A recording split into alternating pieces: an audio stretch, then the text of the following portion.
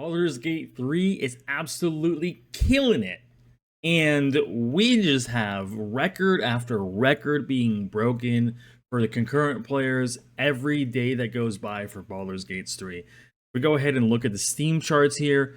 We got on the release popping up really high up there to almost 500,000 players. Then the next day, almost 600,000 players. And then the next day, popping up to over 700,000 players in just a few days from its release. And that is insane. That's so many players to be popping on Baldur's Gate 3, especially when you're comparing it to like when the game initially released for early access. We can go back to the lifetime player count. In October, it was only at 73,000 at its peak, and now we've effectively gone to 10 times that on its release. There's obviously a lot of reasons why this may have happened, right? There was obviously a huge amount of publicity that happened with the game when it came to the bear scene, and then it came to a bunch of developers coming out and being like, oh, don't expect this to be the norm for the games to come out to be really amazing and very well done and to have these types of expertise.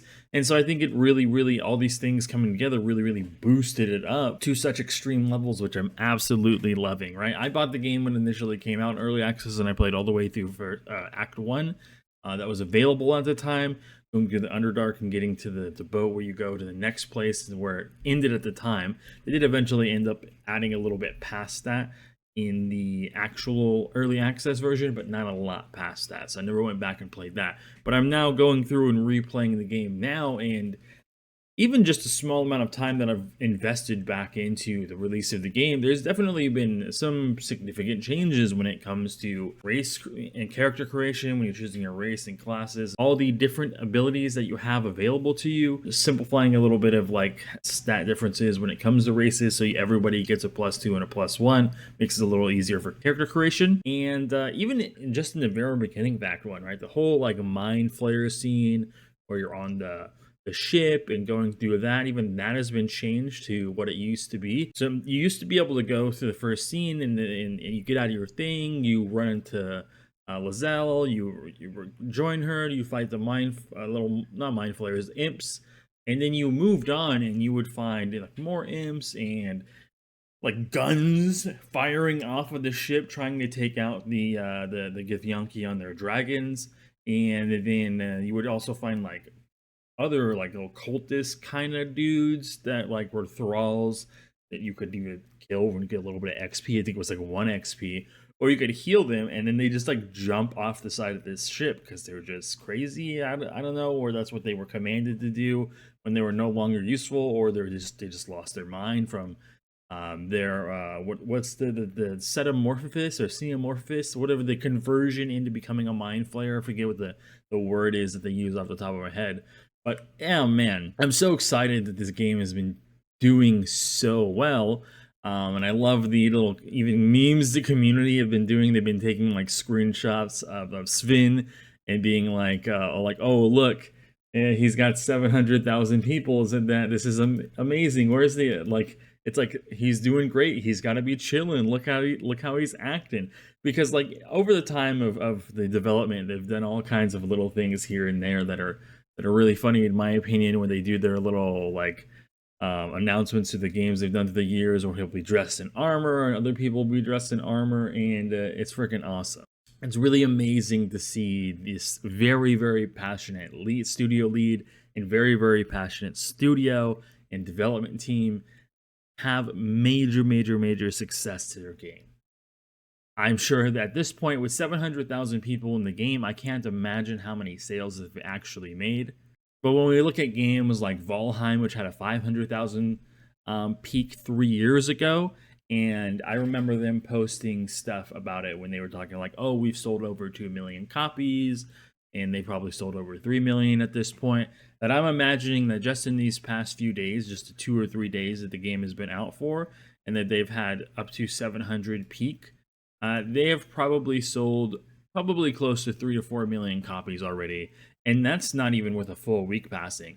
If this number continues to go up, and I imagine that it will continue to go up, I can't imagine that it's just going to have a sudden drop off all of a sudden with all of the publicity that comes through, all the people praising the game like myself and things like that. This number might be at 800,000 tomorrow, or 800,000 in 2 days, and maybe 900,000 in 5 days, or in a week. And you never know. Is it gonna pass up all the games out there if we were to ever get up to like 700,000 peak? I forget what the all time. Let's go like all time peak. I believe.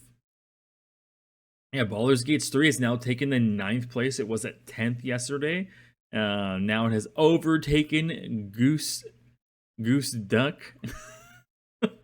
But it's very, very close to overtaking Hogwarts Legacy. That would be a massive milestone to beat out such a huge, massive, massive fan base of a game that drove the success of this game to eventually get past New World and Elden Ring.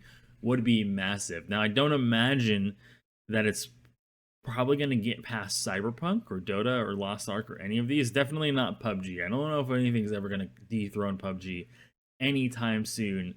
This is like one of those games where it just did so well in its time period. It came out at the perfect time and then it went down. I just don't ever imagine anything getting past PUBG. But I can see that. I think Baldur's Gate might end up overtaking New World, and I would be surprised if it took over Elden Ring, and especially Cyberpunk.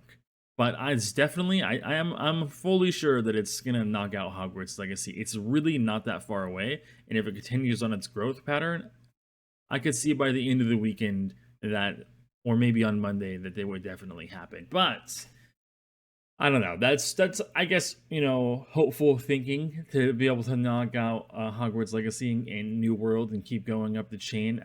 I don't think Elden Ring's gonna happen, but man, if it did, that would be crazy. Their news articles would be everywhere if it took out Elden Ring.